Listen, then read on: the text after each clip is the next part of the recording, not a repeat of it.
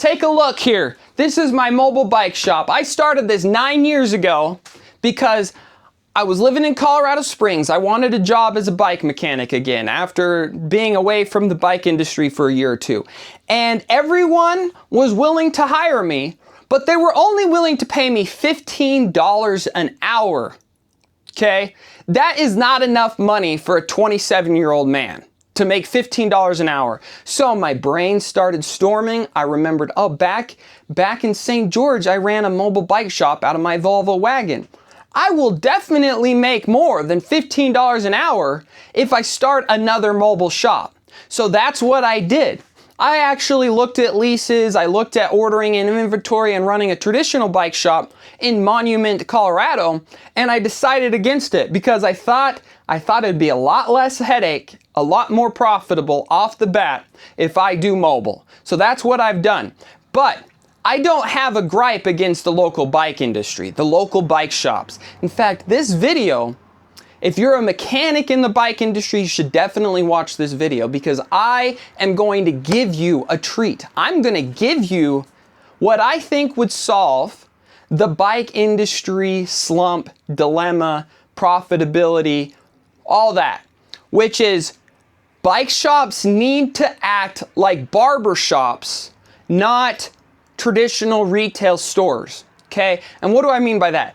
Your bike mechanic is effectively a barber, okay? First things first, okay?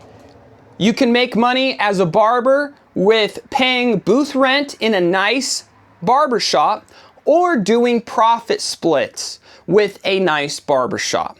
So a bike shop should be, one, you can run a bike shop and you can say, okay, this is the service area. You can take over the service area for 5 hours a week of warranty work or $500 a week or whatever. The mechanic pays the booth rental. Or you do a 50-50 split with the mechanic. So if there's a $90 tune-up, the mechanic gets $45 of that tune-up for doing the tune-up. Profit splitting, just like a barber shop. The other thing is the grumpy mechanic has to go. You can't be a grumpy barber that doesn't want to communicate or talk to the person cutting the hair. I view myself, my business side of this business, I view it as a mobile barber shop. I go to people's house. I'm personable. If they want to chat while I fix their bike, I chat with them. I feel like I'm running a service-based business like a barber, okay? The way things are set up now is the mechanic does not have his own book of business. When I go to a car mechanic, I'm going to the car mechanic himself. I am not going to car mechanics just off the wazoo. I go to the car mechanic himself. When I was a kid, we had the same car mechanic for over 20 years. His name was Cliff. And when Cliff quit one place, we would go visit Cliff in the other place. And that's the other thing. If you are a mechanic in the bike industry, you need to have an Instagram account, and every single contact you come across, you need to have them follow your professional Instagram account. You need to start developing a book of business where people know that they know you're qualified as a bike mechanic, and they will follow you wherever you're gonna go work. You need to be somewhat in competition with the person that's hiring you in your bike shop right now. And you can say, that's crazy, Greg. You can't do that. Well, you're paying people. I don't think there's any bike mechanic working in a bike shop right now that's getting paid more than $25 an hour. I've made a lot of videos critiquing the local bike shop business model. People say that they're getting screwed over by their local bike shops because a bike costs so and so much. No, there's better values to be found online if you're looking for value for bikes, but they're not really stealing from you. But the bike industry is definitely taking advantage of bike mechanics. They are paying them way lower than their actual value. So bike mechanics need to develop their own books of business. Okay, if I was to start a traditional bike shop, I would have like 3 booths, and I would have bike mechanics come in and split profits with them, and I would encourage them to develop their own books of business, because I worked in bike shops. I didn't have any buy-in to the bike shops. When friends would talk to me, I didn't quite care if they came to my bike shop to buy a bike that I was working at the time. You're creating buy-in, and when you create buy-in, you're creating a culture, okay? So the other thing I would do with bike shops, every single bike shop employee gets a bike at a deep discount, sometimes way below cost.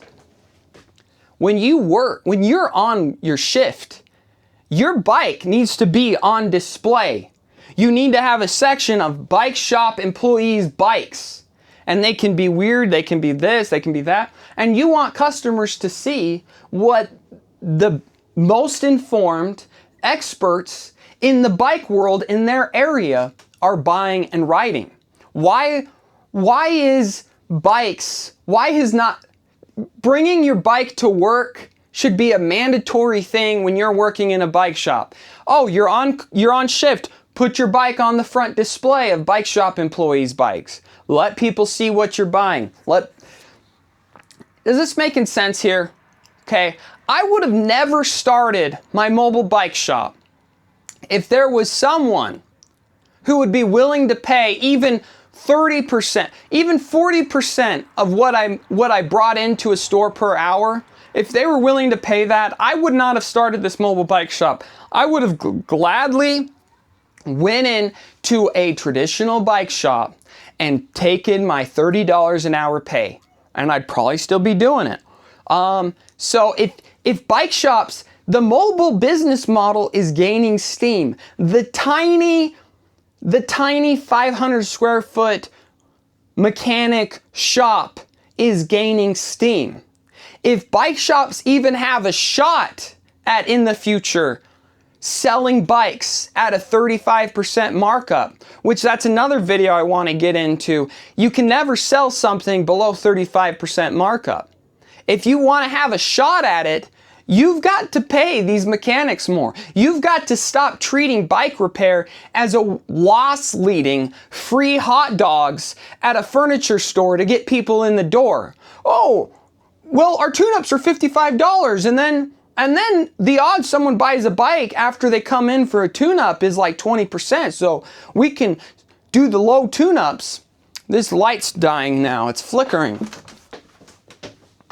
I don't know. Have I made myself clear?